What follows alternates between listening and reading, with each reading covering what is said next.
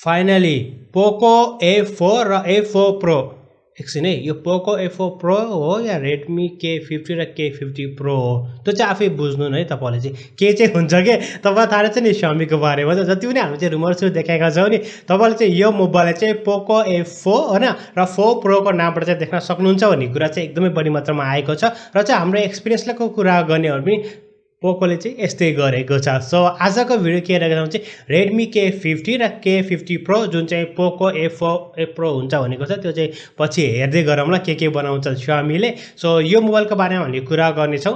चाइनामा already नै उनलाई चाहिँ एनाउन्स गरिसकेको छ। डिजाइन लुक्स पनि राम्रो रहेको छ। पछिपटि गोलो बनाएर पछि चाहिँ क्यामेरा राखेको छ। Huawei-को जस्तै गरी खै के गर्यो अचानकको क्यामेरा चाहिँ उले चाहिँ लिएर आएको छ। जे जस्तो भए पनि तपाईलाई कस्तो लाग्छ? म चाहिँ कस्तो अर्कै लाग्यो त्यो क्यामेरा चाहिँ म चाहिँ मन पर्यो। टु बी अनेस्ट क्यामेरा राखेको तरिका चाहिँ मलाई मन परेन। बाकी चाहिँ यिनको कन्फिगरेसन चाहिँ बबल चाहिँ रहेको छ। यदि हामीले यिनको चाहिँ डिफरेन्टको कुरा गर्ने हो चाहिँ दुईटामा चाहिँ खासै डिफरेन्ट पनि छैन। म तपाईलाई भन्छु एउटै भिडियोमा पोको भन्ने कि रेडमी भन्ने जे भनि पनि के K50 र K50 प्रो को बारेमा के डिफरेन्स छ म तपाईलाई भनिदिन्छु। बाकी चाहिँ यिनको कन्फ्युजन त सेम नै रहेको छ। Let's jump to the display. Main त डिस्प्ले हुन्छ नि। डिस्प्ले कस्तो छ डिजाइन लुक्स म तपाईलाई भनिहाले। अब डिस्प्लेको कुरा गरौँ। डिस्प्लेको कुरा गर्ने भने 6.67 इन्चको QHD प्लस को चाहिँ डिस्प्ले रहेको छ। चाहिँ एमोलेड प्यानल रहेको छ। 120 हर्ट्ज को रिफ्रेश रेट रहेको छ। जो टच सिम्पलिङको कुरा गर्ने 480 को टच सिम्पलिङ रेट रहेको छ। त्यो चाहिँ एकदमै राम्रो कुरा। साथमा तपाईले चाहिँ एकदमै राम्रो चाहिँ गोरिल्ला ग्लासको प्रोटेक्सन पाउनुहुन्छ जुन चाहिँ भेक्टर्स गोरिल्ला ग्लास चाहिँ उनीहरुले चाहिँ युज गरेको छ। सो दुईवटैमा चाहिँ same protection same display same साइजको डिस्प्ले तपाईले देख्नु हुनेछ। अब हामीले कुरा गरौँ यिनको प्रोसेसरको बारेमा। प्रोसेसरको बारेमा यदि हामीले कुरा गर्यो चाहिँ दुईटाको परफर्मेन्स हेर्नु चाहिँ हल्का चाहिँ डिफरेन्ट हुन्छ। अफ कोर्स प्रो र हैन रेगुलरमा डिफरेन्ट हुनै पर्यो। रेगुलरको चाहिँ हामीले कुरा गर्ने हो भने चाहिँ डायमेन्सिटी 8100 को चाहिँ प्रोसेसर तपाईले देख्नुहुन्छ भने चाहिँ प्रोमा तपाईले चाहिँ 9000 को देख्न सक्नुहुन्छ। 9000 रहेको छ नि डायमेन्सिटी त्यो चाहिँ 4 नानोमिटरमा चाहिँ बनेको छ। त्यो चाहिँ बबल रहेको छ र अर्को चाहिँ 5 नानोमिटरमा चाहिँ बनेको। र्याम र रोमको चाहिँ हामीले कुरा गर्ने भने 8 GB र 12 GB को र्याममा चाहिँ अवेलेबल रहेको छ र रोम चाहिँ तपाईले सेम देख्न सक्नुहुन्छ 128 256 र 512 GB को रहेको छ र UFS 3.1 को चाहिँ स्टोरेज रहेको छ। भन्नुको मतलब कि तपाईको जुन डाटा ट्रान्सफर रेट चाहिँ एकदमै राम्रो हुन्छ के रिड र राइट चाहिँ एकदमै राम्रो चाहिँ यसले गर्छ।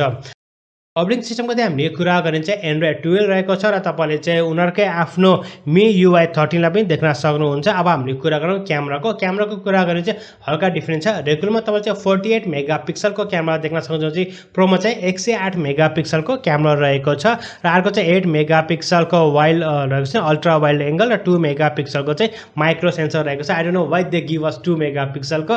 यसको साथ चाहिँ 108 मेगापिक्सलको चाहिँ OIS सपोर्ट पनि यसमा रहेको छ र दुईटैमा चाहिँ हुन्छ भन्ने कुरा पनि आएको छ। र let's talk about the selfie क्यामेराको चाहिँ हामीले कुरा गर्ने चाहिँ तपाईले चाहिँ दुईवटामा चाहिँ 20 मेगापिक्सलकै सेल्फी क्यामेरालाई देख्न सक्नुहुन्छ। रेगुलर र सम्पूर्ण सेन्सरहरु तपाईले देख्न सक्नुहुनेछ र मेन त हुन्छ नेपाली बजमा चाहिँ कहिले लन्च हुन्छ र के नामले लन्च हुन्छ न पोकोको नामबाट आउँछ भन्ने कुरा पनि आएको छ। सबै कुरा तपाईले देख्न सक्नुहुन्छ। क्यामेरामा चाहिँ एकदमै इन्हेन्स गरेको छ।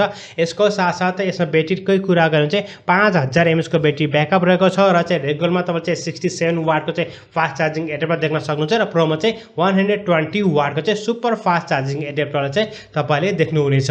So let's talk about the प्राइसको बारेमा चाहिँ हामीले कुरा गर्ने हो भने सायद चाहिँ नेपालमा चाहिँ 8 GB र 128 GB स्टोरेज वाला रेगुलर भेरिएन्ट आयो भने चाहिँ अन्डर 50,000 मा चाहिँ लन्च हुन्छ भन्ने कुरा पनि आएको छ। सो पोको A4 अन्डर 50,000 मा हेरौँ त्योभन्दा कममा आउँछ होला सायद चाहिँ हैन त्यति नै हुन्छ भन्ने कुरा पनि आएको छ। र हामीले चाहिँ दिनको चाहिँ प्रो भेरिएन्टकै कुरा गर्ने हो भने चाहिँ 8 GB र 128 GB स्टोरेज प्राइस चाहिँ 60,000 रुपैयाँसम्म चाहिँ पर्छ भन्ने कुरा पनि आएको छ। अब हेरौँ मेन त के हुन्छ भनेपछि Xiaomi-ले आफ्नो Redmi K50 लाई चाहिँ कुन चाहिँ नामले लिएर आउँछ र नेपाली बजारमा चाहिँ कहिले चाहिँ लन्च गर्छ र लन्च गर्यो भने चाहिँ अन्डर 60,000 रुपैयाँमा चाहिँ तपाईले चाहिँ प्रो भेरिएन्ट्स पनि देख्न सक्नुहुन्छ। हेरौँ अब चाहिँ यो सबै कुरा चाहिँ के कस्तो हुन्छ न। आई होप दैट कि राम्रै प्राइसमा चाहिँ उनीहरु चाहिँ नेपाली बजारमा पनि लन्च गर्नेछन्।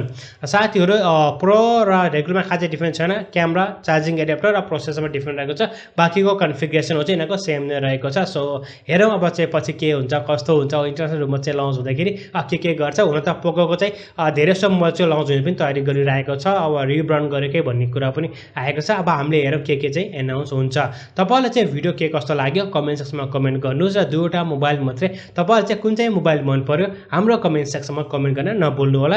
यदि तपाईँ हाम्रो च्यानलमा नयाँ आउनुभएको छ र आजको डेटसम्म पनि च्यानललाई सब्स्क्राइब गर्नुभएको छ भने चाहिँ कृपया हाम्रो च्यानललाई सब्स्क्राइब गरी साथमा रहेको बेल आइकनलाई क्लिक गर्न पनि नभुल्नु होला, किनकि तपाईँलाई थाहा नै छ तपाईँले चाहिँ डेली टेक न्युज नेपालीमा चाहिँ हाम्रै च्यानलमा हेर्न सक्नुहुन्छ। यसको साथै नेपालमा आउने डिभाइस र चाहिँ अरूको मोबाइलहरूको कन्फिगरेसन सबैभन्दा पहिला चाहिँ तपाईँले थाहा